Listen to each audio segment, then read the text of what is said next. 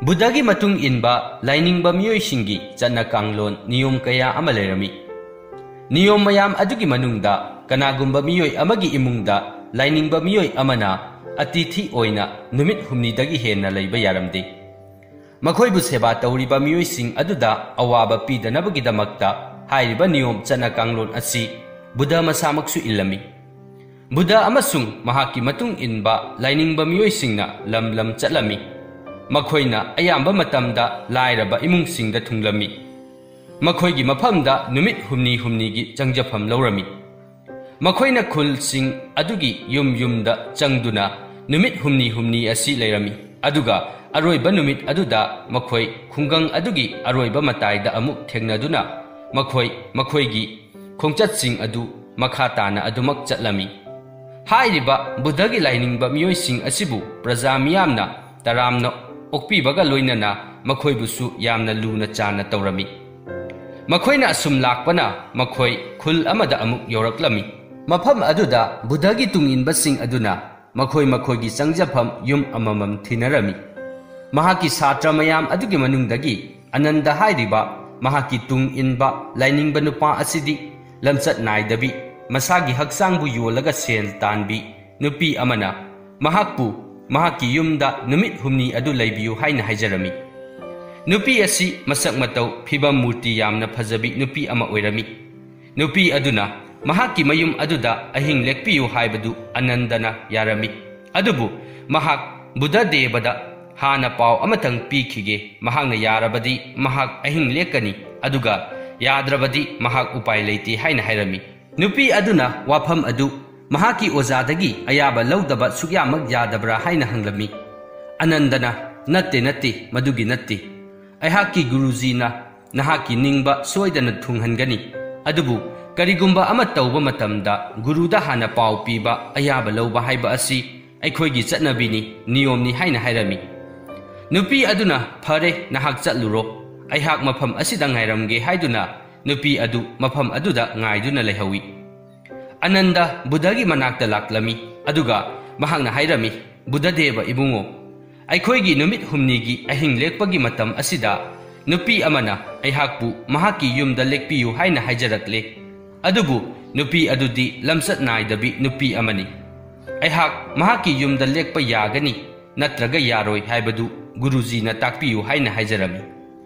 Buddhana asumna takpirai nupi adu oiningba oijasanu mahakna nahakbu atithi oibiyu hairabanina nahak mahaki mayumda chatkadabani haina takpirami. Buddhagi pautak adu mahaki makha thaba atopa lainingbasing aduna yaninglamde. Maramdi Anandana changadawriba yum adu lamchat naidabi amagi imungni maram aduna madu papki thabakni haina makhoina ninglami. Adubu Buddhana ayaba pikhrabanina makhoina Anandabu thingbagi pangal lairamde. Buddhana ayaba pibadagi Ananda lamsat naidabi nupi adugi mayumda mahak numit humni ahing leklami. Buddhagi atopa tunginbasing aduna Anandabu lona tumina yengsilami. Aduga makhoina pausing adu Buddhada loina tamlami. Buddhana makhoina hairibasing adu tuminna taduna lairami wa machet amata khumlamde. Ahanba ahing aduda lainingbasing aduna Anandaga nupi adugana isai saktuna laiba adu makhoina tarami. Madudagi makhoina Ananda asi papse laba miyoini haina khanba horami. Ani suba numit adudana makhoina jagoi sabagi makhol tarami. Maduda lainingbasing aduna Ananda makhoigi marakta amuk hanatinba yawba yararoi haina khalami. Ahum suba ahing adudana Ananda amadi nupi aduna isai sakbaga loinana jagoi sabagi makhol adu makhoina lona tarami. Makhoina khalami Ananda makhoigi khongchat aduda makha tana yawba phanglaroi. Mahak nupi aduda ngauduna laikhre haina makhoi masel hainarami. Mathangi numitta Buddha yauna makhoi mayam adu khungang adu thadoktuna atopa khungang amada amuk chatnabagidamak makhoi khul adugi chidai amada loina pulami. Mayam adu loina laknare adubu Ananda yauraktre. Mayam aduna Anandabu lakpa khaurang ngainarami. Lainingba kharana mahakti laklaroi nupi adugi wakhalda ngawkhre haina hainarami. Adubu mayam adugi thajadaba mawongda Ananda mafam aduda laklami. Mahak khakta lakpada nattana lamchat naidabik nupi adusu lainingbi ama onduna laklami. Mayam adu makok hotuna lainarami. Makhoina uriba adu thajaramdi. Matam asida Buddhana hairaki. Nakhoina ningliba tauriba thabak adu asumbani haina chap yungna leplabadi. Kana amatana nakhoibu manghanba ngamloi. Honghanba ngamloi. Adubu nakhoibu manghange khalliba misak adudi nahaki asumba aduna irai laina joy tawba ngamgadi. Masimakni Anandana nupi asigi wakhalbu achumba lambida chingchinbiduna mahakpu aikhoigi marak asida tilhanba ngamliba asi. Masi hairaduna Buddhana nupi adubu mahaki tung inbi lainingbi nupi ama oina lausinbiki aduga makhoi makha tana makhoigi khongchat adu chalami. Mathangi wari matam amada Buddhagi manakta nupa ama laklami aduga mahangna Buddhada wahang ama hanglami. Buddha ibungo sangsar asida aihakpu pokpiramle adubu asuk chawkhraba sangsar asida aihak isagi mamal asi kayamuk oigani haina mahangna hanglami. Matam asida Buddhana nupa aduda arang banung amakak pirami aduga mahakna hai nahak nung asigi mamal asi mafam sattuna hangu aduga nung asigi mamal adu kaya yamna oibage haibadu aingonda tamu nahakna khangadabadi nung asi yongadaw natte mamal khak hanglaga lakadabani haina hairami. Nupa adu Buddhana haibagi matung inna mahak nung adu puduna kaithelda laklami. Mahangna hainaw yonba nupa amada mahaki nung adu mahangna mamal kaya piba ngamgani haina hanglami. Hainaw yonba nupa aduna mahaki nung adu yamna phajai nung adu hainaw taraga onasi haina hairami. Nupa aduna nung adu hainaw yonba nupa aduna hairiba mamal adu tasilladuna mahak alu yonba nupa amagi manakta amuk laklami. Aduga mahangna alu yonba nupa aduda nung adugi mamal kaya piba ngamgani haina hairami. Alu yonba nupa aduna nahaki nung asi isam samba nung mande aduna aihakna nahaki nung asigi mamal oina alu bora ama pige haina hairami. Madudagi mahangna sana saba nupa amagi manakta amuk changlami aduga mahangna nung adugi mamal kaya piba ngamgani haina hairami. Sana saba nupa aduna nahaki nung asidi atangba nung makhal amani mahangna lupa lising tarapi ge haina hairami. Nupa adu onthoktuna laki madudagi sana saba nupa aduna mahaki nung adu atangba nungni aduna mahangna lupa lak ama pirage aduga nung adu leijahorage haina hairami. Sana saba nupa adugi wa adu taraduna mahak amukasu karimata hairamdana satke tawrami. Madudagi sana saba nupa aduna mahaki nung adu yamna tangba nung makhal amani haiba mahak khangi. Mahakna hainingba paisa hayu mahak pige adubu nung adudi mahak leihorage haina haijarami. Madudagi nupa adu sana saba nupa aduna hairiba wa adu mahakna yaramdana mahak Buddhagi manakta yamna thuna laklami aduga mahakna nung adugi wari pumba Buddhada tamlami.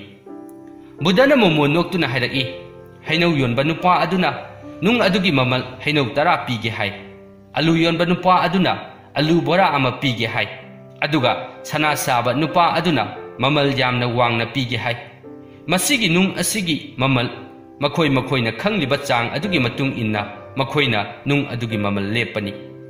Aikhoigi punsi asisu masiga sap manai miyoiba khudingmak atangba nung amaga pangkhakni. Sangsar asina aikhoigi magun khangbiriba makhai aikhoigi mamalsu yamgani adubu atangba nung amasung miyoiba aikhoiga khetnaba amadi lay madudi atangba nung haibasidi aikhoi miyoibana thiraga phanglaga madubu langtrik langhanlaga sem sabani adubu miyoiba aikhoidi isana isabu thidokjagadabani isabu masak khangdokjagadabani isana isabu langnanaba hotnagadobani. Matam adu khaktada aikhoigi magun mina khangani aikhoigi mamal khangliba makhai aikhoigi mamal su hena wangani haina Buddhana nupa aduda asumna pautak pirami. Nupa adu Buddhana hairiba pautak adu gyan taraduna mahak masana masabu magul leiba mi ama ohenduna mahak mai pakpa ngamki.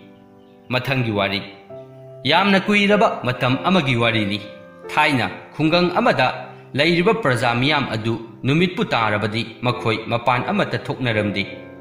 Makhoina mapan thokpa yamna kinarami makhoina mapan thokpa kiribagi maramna Angulimala gi tamthiraba mihatsing aduda oirami. Angulimala ꯈꯨꯡꯒꯪ ꯑꯗꯨꯒ ꯍꯦꯛ ꯊꯪꯅꯅ ꯂꯩꯕ ꯖꯪꯒꯜ ꯑꯃꯗ ꯂꯩꯕ ꯌꯥꯝꯅ ꯇꯝꯊꯤꯕ ꯃꯤꯑꯣꯏ ꯑꯃꯅꯤ꯫ ꯃꯍꯥꯛꯅ ꯖꯪꯒꯜ ꯑꯗꯨꯗ ꯐꯥꯎꯗꯨꯅ ꯂꯥꯛꯄ ꯃꯤꯑꯣꯏꯁꯤꯡꯗꯒꯤ ꯁꯅꯥ ꯂꯨꯄꯥ ꯑꯃꯗꯤ ꯃꯈꯣꯏꯒꯤ ꯄꯣꯠꯆꯩ ꯀꯌꯥ ꯑꯃ ꯃꯨꯜꯂꯝꯃꯤ꯫ ꯑꯗꯨꯒ ꯃꯍꯥꯛꯅ ꯄꯣꯠꯆꯩ ꯑꯗꯨ ꯂꯧꯔꯕ ꯃꯇꯨꯡꯗ ꯃꯤꯑꯣꯏꯁꯤꯡ ꯑꯗꯨ ꯇꯝꯊꯤꯅ ꯍꯥꯠꯇꯣꯛꯂꯝꯃꯤ꯫ ꯑꯁꯤꯕ ꯍꯛꯆꯥꯡꯁꯤꯡ ꯑꯗꯨꯒꯤ ꯈꯨꯠꯁꯥꯁꯤꯡ ꯑꯗꯨ ꯃꯍꯥꯛꯅ ꯀꯛꯇꯨꯅ ꯃꯉꯛꯁꯝꯗ ꯂꯩ ꯄꯔꯦꯡꯒꯨꯝꯅ ꯌꯥꯟꯗꯨꯅ ꯁꯤꯔꯝꯃꯤ꯫ ꯃꯁꯤꯅ ꯑꯃꯨꯛꯀ ꯍꯦꯟꯅ ꯃꯤꯌꯥꯝꯅ ꯃꯍꯥꯛꯄꯨ ꯀꯤꯅꯔꯝꯃꯤ꯫ ꯅꯣꯡꯃ ꯒꯧꯇꯝ ꯕꯨꯗꯙ ꯈꯨꯡꯒꯪ ꯑꯗꯨꯗ ꯂꯥꯛꯂꯝꯃꯤ꯫ ꯈꯨꯡꯒꯪ ꯑꯗꯨꯒꯤ ꯄ꯭ꯔꯖꯥꯁꯤꯡ ꯑꯗꯨꯅ ꯒꯧꯇꯝ ꯕꯨꯗꯙ ꯑꯗꯨ ꯇꯔꯥꯝꯅ ꯎꯛꯂꯝꯃꯤ꯫ ꯑꯗꯨꯕꯨ ꯃꯍꯥꯛꯅ ꯄ꯭ꯔꯖꯥ ꯃꯌꯥꯝ ꯑꯗꯨꯒꯤ ꯃꯥꯏꯊꯣꯡꯗ ꯑꯀꯤꯕꯒꯤ ꯃꯃꯤ ꯑꯃ తాꯔꯤꯕꯗꯨ ꯃꯍꯥꯛꯅ ꯈꯪꯕ ꯉꯝꯂꯝꯃꯤ꯫ ꯃꯍꯥꯛꯅ ꯄ꯭ꯔꯖꯥ ꯃꯤꯌꯥꯝ ꯑꯗꯨꯒꯤ ꯑꯀꯤꯕ ꯑꯗꯨ ꯀꯔꯤꯅꯣ ꯍꯥꯏꯕ ꯈꯪꯅꯤꯡꯂꯝꯃꯤ꯫ ꯃꯍꯥꯛꯅ ꯍꯥꯏꯔꯛꯏ, "ꯍꯥꯏꯌꯨ,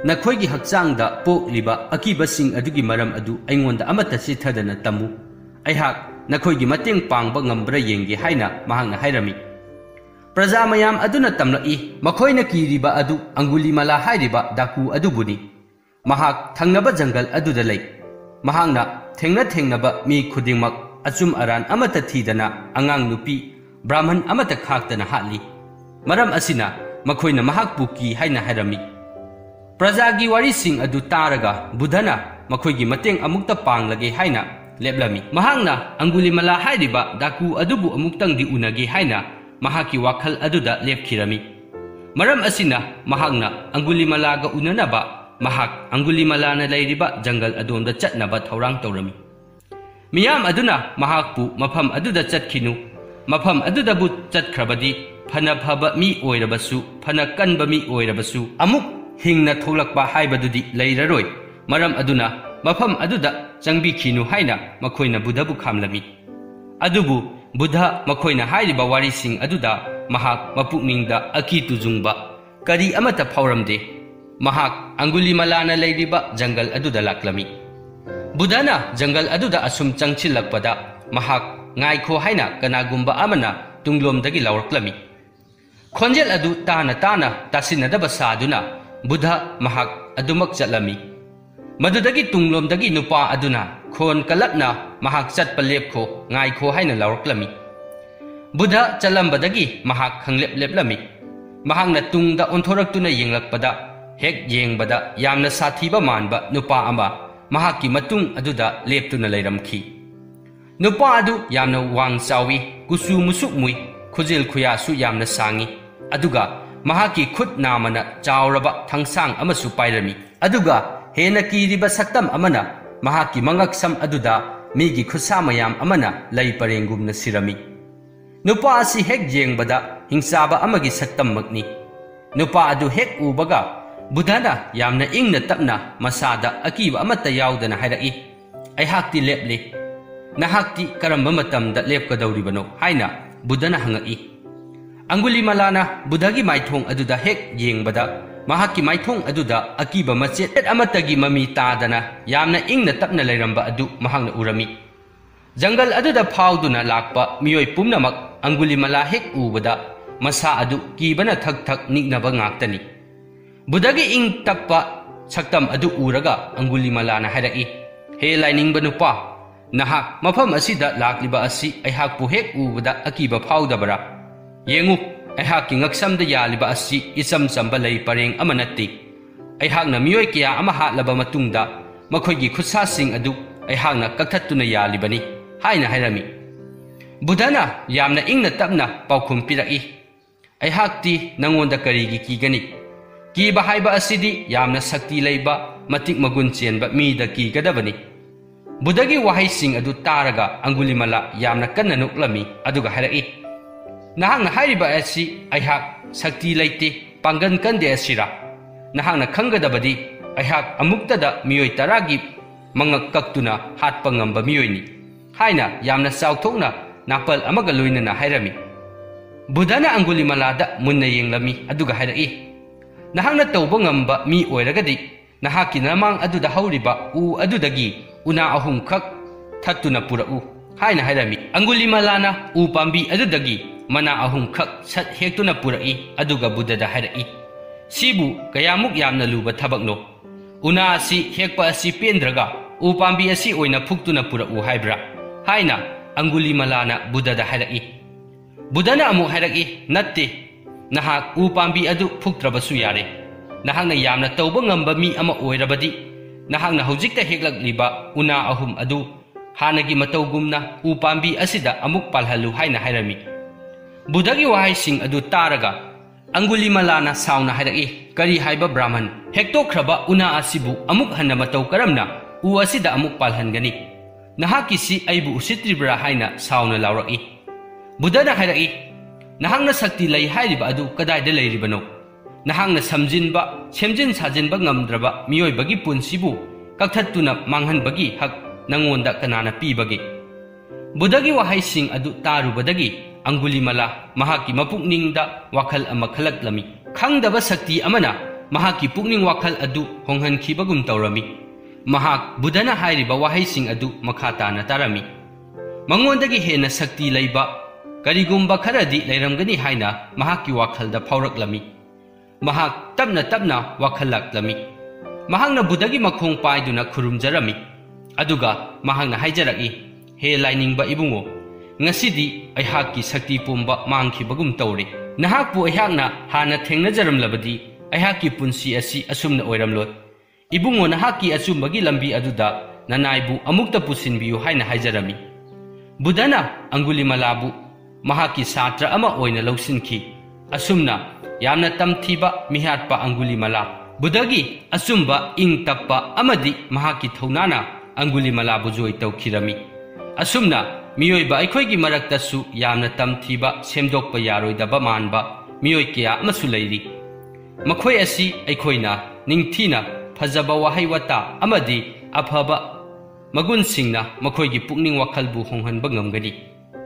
mathangi wari pachara ina kairak yamna khunba nupa amagi machani mahangna mapung marim pharakpa matamda makhoigi imungda thabak suduna leiba nupa amaga mahak nungsinarami Pacharagi mama mapana masanupigi aphaba matik chaba bor ama thiringai matam aduda pachara thabak sunaba leiba minai aduga mahak mayum thadoktuna chenkhirami makhoi ani athapa mafam kana amatana thiba phangloidaba mafam amada leirami matam khara leiraba matung pachara mirolami phibam aduda mahakna mataw karamna mahak matomta leigani haibagi akiba mangonda poklami mahakna mahaki nupada haijarami aihaki phibam asida aihak itomta leiba asi nungaiti nahangna thabak chatkhraga yumda itomta lehauba asi yamna nungaiti nahangna bu yarabadi aihak ipamda chattuna matam khara ima pabungi manakta leijagi haina haijarami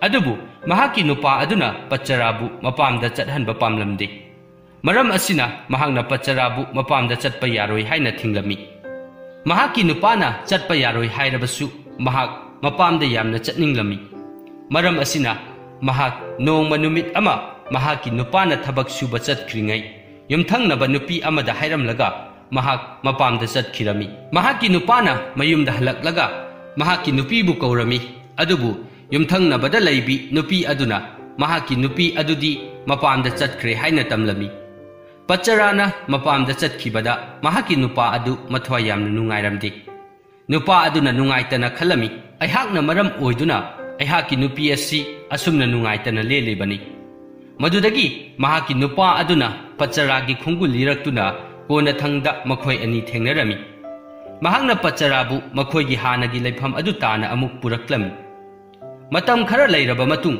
pachara macha nupa ama phangjarami matam khara mahak macha amadi mapuroibaga loinana nungaina lelami matam khara leiraba matung pachara amukasu mahak mirolami matam adudadi mahaki nupana mahakpu mapamda chatpada ayaba pibirami pachara amadi mahaki nupana mahaki mapamda lakpa matam aduda nonglei nungsit yamna kanba ama thengnarami pacharana mahaki nupa aduda makhoi mafam aduda leiba yaba mafam amatang thiraku haiduna mahaki nupa adu thakirami mahaki nupa aduna makhoina leiba yaba mafam ama asum thirakpada mahu puba lin ama thengnarami lin aduna chikpada mahak khudak aduda mafam aduda siduna tarami somdana pachara mahaki mapuroiba lakpa ngaiduna leirami pachara mahaki phibam hena lusilaklami adubu mahangna thauna phana mafam aduda mahangna atopa macha ama amuk unarami.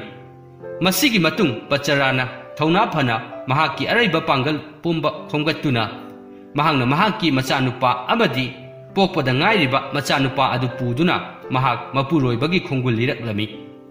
Mahangna mapuroibabu asum thirakpada mapuroiba adu mongsong amada siduna taduna leiramba adu mahangna thengnarami. Mapuroibagi thawai yaudraba haksang adu konduna pumnamak asi mahangna mapam chatningbadagi thokhiba thodok ngaktani khanduna mahangna ningamdana kaplami. Mapuroibana sikrabada Pachara mama mapa nattana mahaki kana amata leiramde. Maram asina mahak masa ani adubu puduna mapamda mama mapagi manak tana laklami. Mahangna mapamda lakpa aduda makhoi chauraba turel ama lanba tarami. Pikliba angang ani adu puduna mahangna turel adu landuna chatpa haibasi oithoklamdi. Maram asina mahangna mahaki pokpada ngairiba masa adu puduna turel adu lanthoklami. Mahangna turel mapal aduda pikliba mahaki machanupa adu phi amana yomsinduna thamlami. Aduga turel wangmada leihoriba machanupa ahal adu amuk lawba laklami. Mahangna turel adugi mayai yorakpa adwaida turel mapanda leihoriba mahaki pikliba machanupa adu chauraba langja amana chenduna puge haina hotnariba adu mahangna urami. Mahangna yamna kanna lauduna langja adu tanthokna hotnarami. Adubu mahangna laujariba adu aremba tarami. Langja aduna angang adu chenduna pukirami. Mamana lauba adu taraga machanupa ahal aduna mahakpu kauriboi ningduna turel aduda mahak thuna kumtharaklami. Turel adugi ichel adu kanman khibana angang adusu ising aduna chenthakirami. Khudak aduda macha animak amata kanba ngamhaudana mangkhiba aduda Pachara khangba ngamdana law khongduna kaplami. Phana kuina kaplaba matung mahak mapamda chatpa natana upai leite khanduna mahak mama mapagi mayumda laklami. Mahangna mayumlomda asum lakpa matamda thengnaba miyoi amada mahaki mapamlomgi maramda hanglami. Miyoi aduna hairakhi thodok amana maram oiraga mahaki mama mapa machin manau loina sikhre haina tamlami. Madudagi mahak gyan adumak mangkhirami. Mahangna mikap tholakpa adudadi mahak angaubiga pangkhak oirami. Mahak mafi marol ningthina setkani kawkhre chaba thakpa mathong maram amatta khangkhidre. Mahak tasengna angaubiga pangkhak oirami.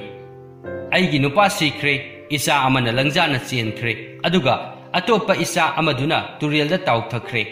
Aigi imung manungsu loina sikhre haiduna mahangna sumna sola soladuna mahak lam amadagi lam amada angaubigi matawgum chatlami.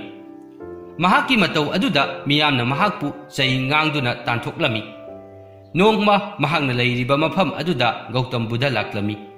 Mafam adugi miyamsing aduna Buddhagi pautaksing adu tagadabagi mafam aduda loinamak laklami. Mafam adu miyamna tilami. Mayamgi marak aduda Pachara su yaurami. Pacharana phi setni setloi mathong maram khangdana angaubigi matawgumna miyamgi marak aduda leiba aduda mayamna mahakpu angaubini haiduna mafam adudagi tanthoknaba hotnarami. Mataw adu uraduna Buddhana miyam adubu khamlami aduga bahangna nupi adubu mahaki manakta kausilami. Pacharana Buddhagi manak yausilakpa aduda Buddhana hairaki ibema nahangna setliba phirol adu ningthina cheksinna setlu. Buddhagi wahai adu taabada Pachara masada ikaiba ama phauroklami. Manakta leiramba miyoi amana phi ama pisinduna Pacharagi masa adubu kupsinbirami. Pacharana Buddhabu ngaihak munna yenglami aduga yamna kanna kapladuna hairaki. Aigi nupana linna chiktuna sikhre isa ahal aduna isingda lukkhre isa nupa pokpada ngairiba aduna langjana chenkhre. Aigi ima ipasu loina sikhre makhoigi mathau mangam phauba yauba ngamkhidre. Haujik aihak kari tawgani. Buddhana ibema nahak ka hena warunu. Nahak sumangai aikhoi khudingmak asiba haibaduna laklabada kana amatana nanthokutuna chatpa ngamloi. Buddhagi wahai sing adu taabada mahak awaba kharadi koklami. Madudagi mahak Buddhagi mafamda changjakhi. Buddha devana mahakpu mahaki sebok ama oina lausinbikhi. Miyoibagi punsi mamal jamlaba pautak kaya ama taraba matungda Pachara mangonda phauramba awaba nungaitaba mayam adu tapna tapna kauthokpa horakhi. Mahangna nungtigi dhyan tawrami. Madudagi mahak dhyan tawba yamna pukning lupsinkhirami. Mahakna nongma irulujaba matamda mahaki hakchangdagi ising mariksing chenthakhiba adu mahakna urami. Ising khara amana sangna chenthakirami aduga ising khara amana hakchangda adumak naptuna lehawi. Adubu mamai thangdadi ising adu loinamak kangkhirami. Mahakna masidagi para ama tamlami madudi aikhoigi punsi asisu ising marik asiga pangkhakni. Miyoi khara amana hana sikhini aduga khara amana kona sikhini. Hana sibabu oirabasu kona sibabu oirabasu mamai thangdadi pumnamak sigadawba ngaktani khanduna mahaki awaba pumba kokhirami. Mathangi wari matam amada chakniba nupa amana magi punsidu mingondagi niduna hingba punsidu pamlaklamde. Mahakna pamba khudingmaktu mingondagi niba tarami. Mahak matam pumnamakta thawai waduna talerami. Matau karamna magi punsidu ahongba purakani khanduna talerami. Maduta khanbada mahak ningba kairami.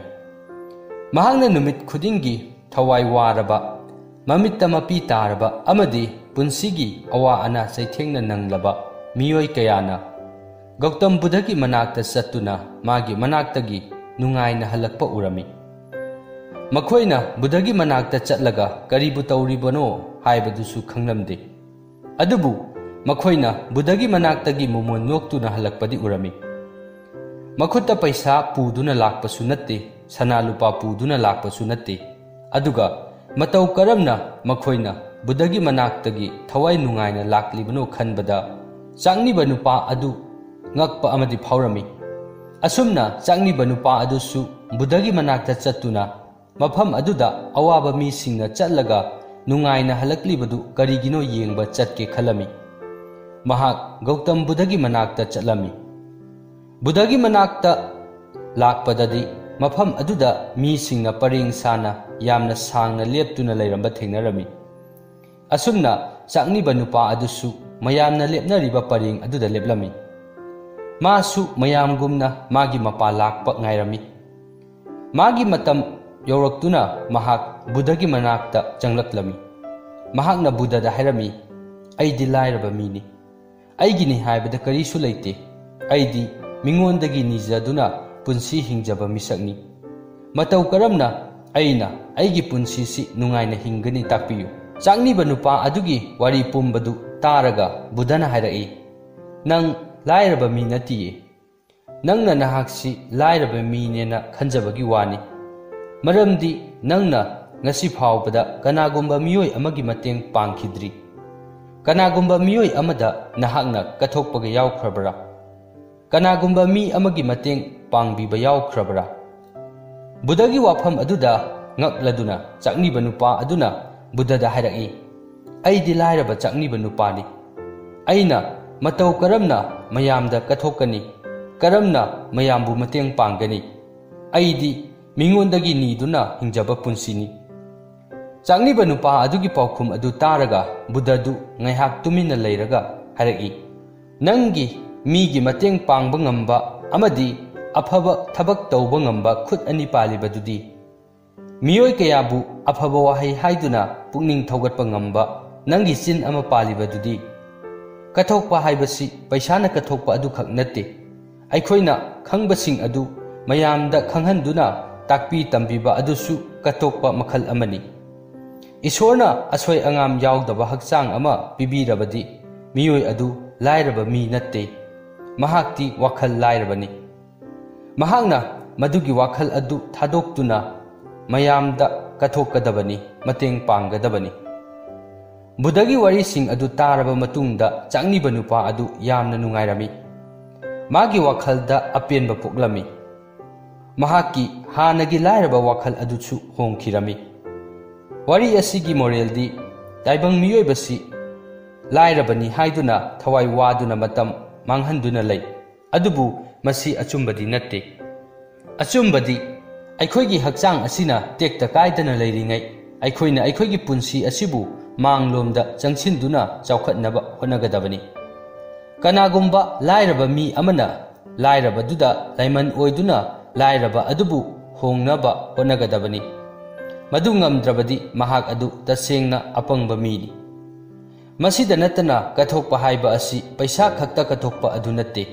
ꯑꯩꯈꯣꯏꯅ ꯉꯝꯖꯕ ꯃꯇꯦꯡ ꯄꯥꯡꯕ, ꯑꯩꯈꯣꯏꯅ ꯈꯪꯕ ꯇꯥꯛꯄꯤ ꯇꯝꯕꯤꯕ, ꯑꯩꯈꯣꯏꯒꯤ ꯂꯧꯁꯤꯡ ꯑꯗꯨꯕꯨ ꯃꯌꯥꯝꯗ ꯈꯪꯍꯟꯕ ꯑꯁꯤꯁꯨ ꯀꯠꯊꯣꯛꯄ ꯃꯈꯜ ꯑꯃꯅꯤ꯫ ꯃꯁꯤꯅ ꯁꯃꯥꯖ ꯑꯁꯤꯕꯨ ꯆꯥꯎꯈꯠꯄ ꯄꯨꯔꯛꯀꯗꯧꯔꯤꯕꯅꯤ꯫ ꯃꯊꯪꯒꯤ ꯋꯥꯔꯤ꯫ ꯒꯧꯇꯝ ꯕꯨꯙꯅ ꯃꯐꯝ ꯑꯃꯗꯒꯤ ꯃꯐꯝ ꯑꯃꯗ ꯆꯠꯇꯨꯅ ꯑꯐꯕ ꯋꯥꯈꯜꯂꯣꯟꯕꯨ ꯁꯟꯗꯣꯛꯂꯝꯃꯤ꯫ ꯃꯍꯥꯛꯅ ꯃꯤ ꯀꯌꯥꯒꯤ ꯑꯋꯥ ꯑꯅꯥꯁꯤꯡꯕꯨ ꯀꯣꯛꯄꯗ ꯃꯇꯦꯡ ꯄꯥꯡꯕꯤꯔꯝꯃꯤ꯫ ꯃꯔꯝ ꯑꯗꯨꯅ ꯃꯤꯌꯥꯝꯅ ꯃꯥꯕꯨ ꯌꯥꯝꯅ ꯅꯨꯡꯁꯤꯕꯤꯔꯝꯃꯤ꯫ ꯃꯤꯌꯥꯝꯅ ꯃꯥꯒꯤ ꯋꯥꯍꯩꯁꯤꯡ ꯑꯗꯨꯕꯨ ꯏꯈꯧ ꯂꯥꯡꯕꯒ ꯂꯣꯏꯅꯅ ꯇꯥꯔꯝꯃꯤ꯫ ꯑꯗꯨꯕꯨ ꯃꯤ ꯈꯔ ꯑꯃꯗꯤ ꯃꯥꯕꯨ ꯀꯂꯛꯄ ꯐꯥꯎꯔꯝꯃꯤ꯫ ꯅꯣꯡꯃꯗꯤ ꯒꯧꯇꯝ ꯕꯨꯙꯅ ꯃꯥꯒꯤ ꯁꯦꯕꯣꯛꯁꯤꯡꯒ ꯂꯝ ꯀꯣꯏꯅ ꯆꯠꯂꯝꯃꯤ꯫ ꯃꯇꯝ ꯑꯗꯨꯗ ꯅꯨꯄꯥ ꯑꯃ ꯂꯥꯛꯂꯒ ꯃꯉꯣꯟꯗ ꯊꯤꯅ ꯉꯥꯡꯂꯝꯃꯤ꯫ ꯃꯉꯣꯟꯗ ꯊꯤꯅ ꯉꯥꯡꯕꯗꯨ ꯇꯥꯔꯒ ꯕꯨꯙꯗꯤ ꯇꯨꯃꯤꯟꯅ ꯀꯔꯤꯁꯨ ꯇꯧꯗꯅ ꯂꯩꯔꯝꯃꯤ꯫ ꯅꯨꯄꯥꯗꯨꯅ ꯍꯥꯏꯔꯤꯕꯗꯨꯗ ꯀꯔꯤꯁꯨ ꯍꯥꯏꯗꯅ ꯇꯨꯃꯤꯟꯅ ꯇꯥꯗꯨꯅ ꯂꯩꯔꯝꯃꯤ꯫ ꯐꯤꯚꯝ ꯑꯗꯨꯗ ꯅꯨꯄꯥ ꯑꯗꯨꯅ ꯕꯨꯙꯗ ꯃꯥꯒꯤ ꯃꯄꯥ ꯃꯄꯨꯁꯤꯡ ꯑꯗꯨꯕꯨ ꯆꯩꯕ ꯍꯧꯔꯛꯂꯝꯃꯤ꯫ ꯃꯗꯨꯗꯁꯨ ꯒꯧꯇꯝ ꯕꯨꯙ ꯑꯗꯨ ꯋꯥ ꯀꯔꯤꯁꯨ ꯍꯥꯏꯗꯅ ꯇꯨꯃꯤꯟꯅ ꯁꯥꯟꯇꯤꯗ ꯂꯩꯔꯝꯃꯤ꯫ ꯃꯗꯨ ꯎꯕꯗ ꯃꯥꯒꯤ ꯃꯅꯥꯛꯇ ꯂꯩꯔꯤꯕ ꯃꯥꯒꯤ ꯁꯦꯕꯣꯛꯁꯤꯡ ꯑꯃꯗꯤ ꯃꯤꯌꯥꯝꯗꯨꯅ ꯕꯨꯙꯅ ꯀꯔꯤꯁꯨ ꯍꯥꯏꯗꯅ ꯇꯨꯃꯤꯟꯅ ꯂꯩꯔꯤꯕꯗꯨ ꯀꯔꯤꯒꯤꯅꯣ ꯍꯥꯏꯗꯨꯅ ꯉꯛꯂꯝꯃꯤ꯫ ꯕꯨꯙꯅ ꯅꯨꯄꯥ ꯑꯗꯨꯗ ꯄꯥꯎꯈꯨꯝ ꯑꯃꯠꯇ ꯄꯤꯔꯝꯗꯦ꯫ ꯉꯥꯏꯍꯥꯛ ꯂꯩꯔꯕ ꯃꯇꯨꯡꯗ ꯅꯨꯄꯥ ꯑꯗꯨ ꯃꯁꯥꯗꯨ ꯏꯪꯊꯔꯛꯂꯝꯃꯤ꯫ ꯃꯇꯝ ꯑꯗꯨꯗ ꯕꯨꯙꯅ ꯍꯥꯏꯔꯛꯏ, "ꯀꯅꯥꯒꯨꯝꯕ ꯃꯤ ꯑꯃꯅ ꯈꯨꯗꯣꯜ ꯑꯃ ꯄꯤꯔꯛꯂꯕꯗꯤ ꯈꯨꯗꯣꯜ ꯑꯗꯨ ꯑꯩꯈꯣꯏ ꯂꯧꯒꯦ ꯂꯧꯔꯣꯏ ꯍꯥꯏꯕꯗꯨ ꯑꯩꯈꯣꯏꯒꯤ ꯈꯨꯠꯇ ꯂꯩ꯫ ꯑꯩꯈꯣꯏꯅ ꯄꯥꯝꯂꯕꯗꯤ ꯈꯨꯗꯣꯜ ꯑꯗꯨ ꯑꯩꯈꯣꯏꯅ ꯂꯧꯒꯅꯤ, ꯄꯥꯝꯗ꯭ꯔꯕꯗꯤ ꯈꯨꯗꯣꯜ ꯑꯗꯨ ꯈꯨꯗꯣꯜꯗꯨꯕꯨ ꯄꯤꯔꯛꯂꯤꯕ ꯃꯤ ꯃꯁꯥꯗꯨꯗ ꯑꯗꯨꯝ ꯂꯩꯖꯒꯅꯤ꯫ ꯑꯁꯨꯝ ꯇꯧꯗꯅ ꯑꯩꯅ ꯅꯨꯄꯥ ꯑꯁꯤꯗ ꯊꯤꯅ ꯉꯥꯡꯕ ꯉꯥꯡꯗꯕ ꯍꯥꯏꯕꯁꯤ ꯑꯩꯉꯣꯟꯗ ꯂꯩ꯫ ꯑꯩꯈꯣꯏꯅ ꯁꯥꯎꯅ ꯈꯟꯊꯗꯅ ꯈꯨꯗꯛꯇ ꯄꯥꯎꯈꯨꯝ ꯄꯤꯔꯣꯏꯗꯕꯅꯤ꯫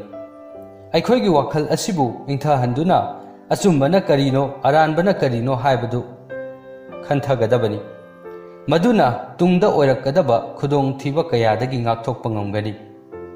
ꯕꯨꯙꯒꯤ ꯋꯥꯍꯩꯁꯤꯡ ꯑꯗꯨ ꯇꯥꯕꯗ ꯅꯨꯄꯥ ꯑꯗꯨ ꯏꯀꯥꯏꯕ ꯐꯥꯎꯔꯛꯂꯝꯃꯤ꯫ ꯈꯨꯗꯛꯇ ꯕꯨꯙꯒꯤ ꯃꯈꯣꯡ ꯀꯣꯟꯗꯨꯅ ꯃꯍꯥꯛ ꯂꯥꯜꯂꯦ, ꯃꯍꯥꯛꯄꯨ ꯉꯥꯛꯄꯤꯌꯨ ꯍꯥꯏꯖꯔꯝꯃꯤ꯫ ꯕꯨꯙꯅ ꯅꯨꯄꯥ ꯑꯗꯨꯕꯨ ꯉꯥꯛꯄꯤꯔꯝꯃꯤ, ꯑꯗꯨꯒ ꯃꯍꯥꯛꯀꯤ ꯈꯣꯡꯆꯠ ꯑꯗꯨ ꯃꯈꯥ ꯇꯥꯈꯤꯔꯝꯃꯤ꯫ ꯃꯊꯪꯒꯤ ꯋꯥꯔꯤ꯫ ꯋꯥꯔꯤ ꯑꯁꯤ ꯕꯨꯙꯅ ꯑꯉꯥꯡ ꯑꯣꯏꯔꯤꯉꯩꯒꯤ ꯋꯥꯔꯤꯅꯤ꯫ ꯃꯇꯝꯗꯨꯗꯗꯤ ꯃꯍꯥꯛꯁꯤ ꯒꯧꯇꯝ ꯕꯨꯙ ꯍꯥꯏꯅ ꯈꯪꯅꯗ꯭ꯔꯤ, ꯃꯍꯥꯛꯁꯤ ꯁꯤꯗꯥꯔꯊ ꯍꯥꯏꯅ ꯈꯪꯅꯔꯤ꯫ ꯃꯍꯥꯛꯀꯤ ꯃꯈꯨꯔꯥꯒꯤ ꯃꯆꯥꯅꯨꯄꯥ ꯗꯦꯕꯗꯠꯇ ꯀꯧꯕ ꯑꯃ ꯂꯩꯔꯝꯃꯤ꯫ ꯕꯨꯙꯒꯤ ꯃꯄꯥ ꯅꯤꯡꯊꯧ ꯁꯨꯙꯣꯙꯅꯒꯤ ꯀꯣꯅꯨꯡ ꯃꯅꯥꯛꯇ ꯐꯖꯕ ꯂꯩꯀꯣꯜ ꯑꯃ ꯂꯩꯔꯝꯃꯤ꯫ ꯂꯩꯀꯣꯜ ꯑꯗꯨꯗ ꯒꯧꯇꯝ ꯕꯨꯙꯅ ꯐꯝꯗꯨꯅ ꯃꯍꯧꯁꯥꯕꯨ ꯌꯦꯡꯖꯗꯨꯅ ꯅꯨꯡꯉꯥꯏꯅ ꯂꯩꯔꯝꯃꯤ꯫ ꯅꯣꯡꯃꯗꯤ ꯃꯍꯥꯛꯅ ꯂꯩꯀꯣꯜꯗ ꯐꯝꯂꯤꯉꯩꯗ ꯑꯁꯣꯛꯄ ꯎꯆꯦꯛ ꯑꯃ ꯃꯥꯒꯤ ꯃꯈꯣꯡ ꯃꯅꯥꯛꯇ ꯇꯥꯔꯛꯂꯝꯃꯤ꯫ ꯎꯆꯦꯛꯇꯨꯒꯤ ꯃꯁꯥꯗ ꯇꯦꯟꯖꯩ ꯑꯃꯁꯨ ꯌꯨꯡꯂꯝꯃꯤ꯫ ꯑꯁꯣꯛꯄ ꯎꯆꯦꯛ ꯑꯗꯨ ꯎꯕꯗ ꯁꯥꯗꯥꯟꯕ ꯑꯃꯅ ꯎꯆꯦꯛ ꯑꯗꯨꯕꯨ ꯇꯦꯟꯅ ꯀꯥꯞꯄꯛꯄꯅꯤ ꯈꯪꯂꯝꯃꯤ꯫ ꯎꯆꯦꯛ ꯑꯗꯨꯅ ꯋꯥꯅ ꯂꯩꯃꯥꯏꯗ ꯃꯁꯥ ꯈꯞꯇꯨꯅ ꯋꯥꯅ ꯂꯩꯕꯗꯨ ꯎꯕꯗ ꯕꯨꯙꯅ ꯎꯆꯦꯛ ꯑꯗꯨꯕꯨ ꯃꯇꯦꯡ ꯄꯥꯡꯕꯤꯒꯦ ꯈꯜꯂꯝꯃꯤ꯫ ꯃꯍꯥꯛꯅ ꯎꯆꯦꯛ ꯑꯗꯨꯒꯤ ꯃꯁꯥꯗꯒꯤ ꯇꯦꯟꯖꯩ ꯑꯗꯨ ꯂꯧꯊꯣꯛꯄꯤꯗꯨꯅ ꯑꯁꯣꯛꯄ ꯃꯐꯝ ꯑꯗꯨꯗ ꯍꯤꯗꯥꯛ ꯇꯩꯕꯤꯗꯨꯅ ꯕꯦꯟꯗꯦꯖ ꯌꯦꯠꯄꯤꯔꯝꯃꯤ꯫ ꯉꯥꯏꯍꯥꯛ ꯂꯩꯔꯒ ꯗꯦꯕꯗꯠꯇ ꯕꯨꯙꯒꯤ ꯃꯅꯥꯛꯇ ꯎꯆꯦꯛ ꯑꯗꯨꯕꯨ ꯊꯤꯕ ꯂꯥꯛꯂꯝꯃꯤ꯫ ꯃꯍꯥꯛꯅ ꯕꯨꯙꯒꯤ ꯃꯅꯥꯛꯇ ꯍꯦꯛ ꯌꯧꯕꯒ ꯕꯨꯙꯗ ꯍꯥꯏꯔꯛꯏ, "ꯌꯥꯝ ꯐꯔꯦ, ꯑꯩ ꯎꯆꯦꯛꯇꯨ ꯊꯤꯔꯛꯂꯤꯕꯅꯤ, ꯎꯆꯦꯛꯇꯨ ꯑꯩꯉꯣꯟꯗ ꯄꯤꯔꯛꯂꯣ꯫ ꯑꯩꯅ ꯋꯥꯅ ꯎꯆꯦꯛ ꯑꯗꯨꯕꯨ ꯐꯥꯅꯕ ꯍꯣꯠꯅꯈꯤꯕꯅꯤ, ꯃꯔꯝ ꯑꯗꯨꯅ ꯑꯩꯅ ꯎꯆꯦꯛ ꯑꯗꯨ ꯂꯧꯕꯒꯤ ꯍꯛ ꯑꯩꯉꯣꯟꯗ ꯂꯩ." ꯃꯗꯨ ꯇꯥꯕꯗ ꯕꯨꯙꯅ ꯍꯥꯏꯔꯛꯏ, "ꯑꯩ ꯎꯆꯦꯛ ꯑꯁꯤ ꯄꯤꯕ ꯉꯝꯂꯣꯏ꯫ ꯎꯆꯦꯛ ꯑꯁꯤ ꯁꯣꯛꯇꯨꯅ ꯑꯩꯒꯤ ꯅꯥꯛꯇ ꯂꯥꯛꯈꯤꯕꯅꯤ꯫ ꯑꯩꯅ ꯎꯆꯦꯛ ꯑꯁꯤꯕꯨ ꯍꯤꯗꯥꯛ ꯇꯩꯕꯤꯗꯨꯅ ꯁꯦꯕꯥ ꯇꯧꯕꯤꯗꯨꯅ ꯎꯆꯦꯛ ꯑꯁꯤ ꯍꯤꯡꯂꯤꯕꯅꯤ, ꯃꯔꯝ ꯑꯗꯨꯅ ꯎꯆꯦꯛ ꯑꯁꯤꯗ ꯑꯩꯒꯤꯁꯨ ꯍꯛ ꯂꯩ." ꯑꯁꯨꯝꯅ ꯃꯆꯤꯟ ꯃꯅꯥꯎꯒꯤ ꯃꯔꯛꯇ ꯎꯆꯦꯛꯇꯨꯒꯤꯗꯃꯛꯇ ꯃꯔꯩ ꯌꯦꯠꯅꯔꯛꯂꯝꯃꯤ꯫ ꯃꯈꯣꯏ ꯑꯅꯤ ꯎꯆꯦꯛꯇꯨꯒꯤ ꯑꯁꯦꯡꯕ ꯃꯄꯨꯗꯨ ꯅꯤꯡꯊꯧꯗ ꯆꯠꯇꯨꯅ ꯈꯪꯗꯣꯛꯂꯁꯤ ꯍꯥꯏꯗꯨꯅ ꯅꯤꯡꯊꯧꯒꯤ ꯃꯅꯥꯛꯇ ꯂꯥꯛꯂꯝꯃꯤ꯫ ꯅꯤꯡꯊꯧ ꯑꯗꯨꯗꯤ ꯕꯨꯙꯒꯤ ꯃꯄꯥ ꯏꯕꯨꯡꯉꯣ ꯁꯨꯙꯣꯙꯅꯅ ꯑꯣꯏꯔꯤꯕꯅꯤ꯫ ꯃꯈꯣꯏ ꯑꯅꯤꯅ ꯅꯤꯡꯊꯧꯒꯤ ꯃꯅꯥꯛꯇ ꯍꯦꯛ ꯌꯧꯕꯒ ꯗꯦꯕꯗꯠꯇꯅ ꯅꯤꯡꯊꯧꯗ ꯋꯥꯀꯠꯂꯝꯃꯤ, "ꯃꯍꯥꯔꯥꯖ, ꯑꯩꯅ ꯁꯥꯗꯥꯟꯕꯗ ꯑꯩꯒꯤ ꯇꯦꯟꯅ ꯎꯆꯦꯛ ꯑꯁꯤꯗ ꯄꯥꯟꯗꯨꯅ ꯎꯆꯦꯛ ꯑꯁꯤ ꯂꯩꯃꯥꯏꯗ ꯇꯥꯈ꯭ꯔꯕꯅꯤ꯫ ꯃꯔꯝ ꯑꯗꯨꯅ ꯎꯆꯦꯛꯁꯤꯒꯤ ꯑꯁꯦꯡꯕ ꯃꯄꯨꯗꯤ ꯑꯩꯅꯤ꯫ ꯁꯤꯗꯥꯔꯊꯗ ꯎꯆꯦꯛ ꯑꯁꯤ ꯑꯩꯉꯣꯟꯗ ꯄꯤꯕꯤꯅꯕ ꯈꯔ ꯍꯥꯏꯕꯤꯌꯨ." ꯗꯦꯕꯗꯠꯇꯅ Haiba hek loibaga Buddhana amuk hairaki Ipa ibungo Maharaj Chumi Uchek asi Devadattagi tena panbani Adubu Uchek asidi soktuna aigi nakta lakpani Maduda aina magi asokpadu yengduna leiba ngamdabadagi magi asokpaduda aina hidak taibiduna uchek adu aina hinghallabani maram aduna uchek asigi asengba mapu asi aina tabra ningthau aduna mabaningi wakat adu tarba matungda munna khanduna haragi kanbiba ngakpibana manghan takhanba hatokpadagidi athoiba dharmani maram aduna uchek asigi asengba mapu asi Siddharthani maramdi Mahangna uchek asibu kanbibani Mahangna uchek asibu hatokpa natte uchek asibu layingbiduna kanbibani Devadattasu ningthauna hairibadu munna tarami Mahaksu kanbibana athoiba dharmani khanduna mafamdu thadoktuna chatki Mathangi wari Matam amada Gautam Buddhana magi seboksinga arapada khongchat ama chatlami khongchat adu chatpada mahak choktharaklami Maram aduna magi sebok amada magi thaknaba ising laurunaba hairami magi sebok aduna koina yenglakpada akoibadadi ising phangpham amatta leiramde maram aduna mana sum chattuna ising leifam thirubadadi ising phangba mafam amadi thengnarami mahangna ising phangpham aduda changchinduna yenglubadadi ising aduda miyamna phi sujinduna leiramba thengnarami Tanja aduda sangari amasu ising aduda lanthokiduna ising adu nairami ising adu loina motlami amotpa anaiba ising adubu magi ojada karamna pithakani khanduna sebok adu ising puraktana Buddhagi manakta halaklami mahangna wari pumbadu Buddhada lirami Buddhana hairagi phare adugidamak thawai waruranu aikhoi haibong pambi asigi makhada phamduna ngaihak pothakisi Asumna ngaihak leiraba matungda Buddhana magi mamangda ising lawba thakiba sebok aduda amukasu ising lawrunaba hairami sebok aduna hanagi mafam aduda ising lawba chatlubadadi hanagi isingdu yamna luna thakpa yaba mongda leiramba thengnarami mahangna ising khara choklaga Buddhagi manakta laklami isingdu Buddhada pirami Buddhana magi sebok sing aduda hairami Nakhoina anaiba ising amadi upul waifulna ising da taba thengnaramgani adubu matam khara leiragadi anaiba ising amadi upul waiful sing adusu phamthakiduna ising du asengba aruba ising oiragi aikhoigi kok asisu masiga chap manai aikhoigi kok asi leitadaba matam khara pibiyu matam khara leiraga kok asi ingtharakani leitarakani Aikhoigi kok asina saringai leitadringai matamda ware amatta lauroidabani aikhoina tawgadaba haibabu aikhoigi kok asi ingthahanduna afaba ware laubani mathangi wari nongma numit amada Gautam Buddhana magi sebok singa phaminaduna sebok sing aduda lausingi para taktuna leirami mahangna satra sing aduda hairami asawba haibasina mipung khudingmakki yeknabani Asawba hairibasina mi masaduta sokhanbada nattana laman khumningbagi wakhal phauhanduna magi punsidu manghalli Buddhana paradu takpa loibada magi sebok amana hagwatlaga hairagi nahangna taklibado aranbani nahangna hairiba wahaising adudi nupasingna hingliba punsi mahing asigi ona tainabadani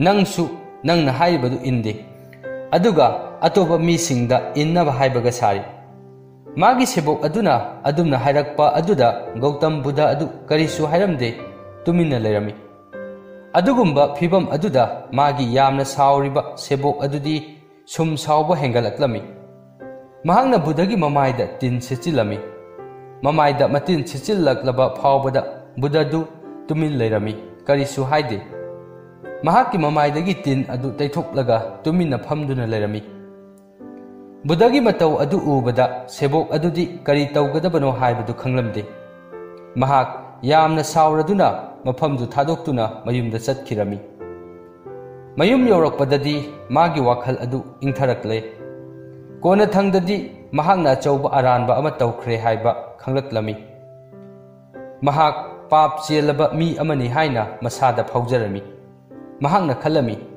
अइना तौरिबसिबु करिनो अइना अइगी ओजाबु इकाइबा Pirba अइना मतौ करमना अइगी पाप असिबु तौबा ngamluribano अइदि ngakpifam thoktraba achauba iran ama langsile ai magi manakta chattuna aibu ngakpinaba haijarudaba yade mathangi numitta mahak Gautam Buddhagi manakta chatlami adubu Buddhadi mafam aduda leiramde mahangna mafam khuding chattuna Buddhabu thirami mahangna Gautam Buddhabu hek ubaga magi makhong konduna haijarami aibu ngakpiyu ai achauba aranba ama taukhre aina ojabu ikaiba pikhre aina achauba pap ama langsilli pumna maktu uraduna Buddhana haragi nupa macha tapthau kari leirabage hayo nahaku kanano Buddhana adumna hangakpaduda mahak thamoi yamna soklami mahangna matau karamna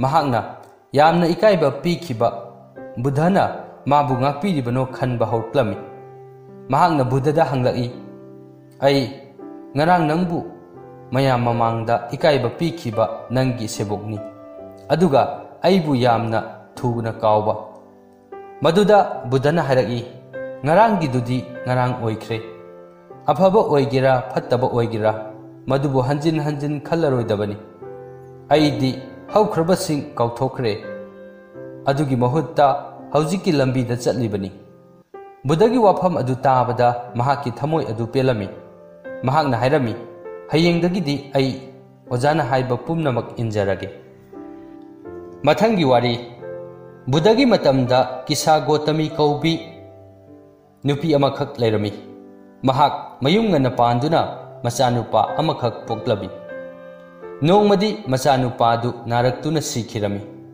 Kisa Gotami di machanupa du bu yamna nungsijarami mahakti magi masadu sire haiba adu phauba thajaramde mahangna magi masa asibabu khungang adugi mafam khudingda puduna machanupadubu hingat hanbina bahaijarami khunja sing adudi magi machanupadu sire haibadu khanglibani karibu taubu ngamgani makhoina mangonda magi machanupadu sire magi aroiba mathau mangam pangthok naba hairami thawai wana mahakna magi asiba macha adubu chetna konduna lerami machanupa adubu haugatlak naba hairami khungang adugi ahal amana mangonda Buddhagi manakta chatnaba takpirami mahakna hairami Kisa Gotami aikhoina nangi mateng pangba ngamde nahak Buddhagi manakta chatlo manadi nangi nachadubu amuk hingat hanba ngamba yai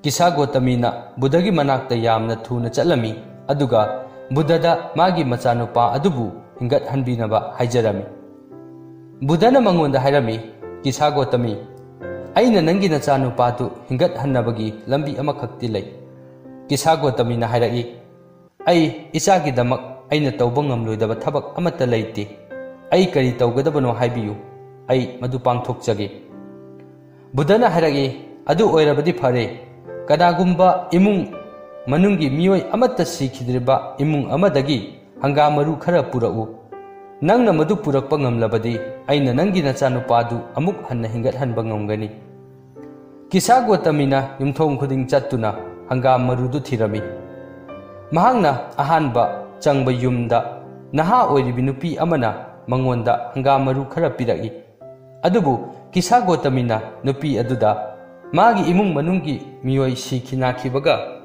yaubra hangbada nupi aduna magi mabempok adu tha kharagi mamangda sikhibata ngairi haina khumlakhi Kisa Gotami anisuba yum amada amuk hangamarudu thiba changi yum aduda nupi amagi mapuroibadu chahi kharagi mamangda sikhirami mari suba yum amadana mandomcha ama kaina khirami asumna mana yumthong khuding changduna hangamaru thirubadadi asiba yaudaba imung manung amata leiramdre adudagi mahakna siba haibasidi mahakhaki natte mipum khuding makini khanki masidi punsigi saruk amani khalami mahaki awabadu nakanda thamduna mahakna magi asiba macha adu umang amada phumlami mahak Buddhagi manakta laktuna magi tunginba oiki.